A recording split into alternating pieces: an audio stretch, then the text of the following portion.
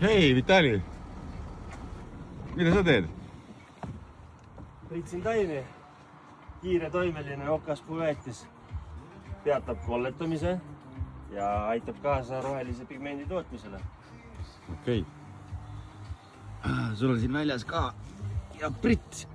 Prits on 25 euri. Need on ka suht odavad, 15 ja 7 oli või? Midagi sellistest oli, saab netipoest vaadata. No igal juhul täna on ka ideaalne ilm siis pritsimiseks, sest no vaadake, otsest päikesevalgust peale ei paista. Ja noh, nendele puudele on väga vaja ka, sest et kui ta väidab tõesti, et ta peatab kolletumise, siis siin on seda kolletumist ja talvekahju küll ja veel. Aga tänud vaatamast ja tšau!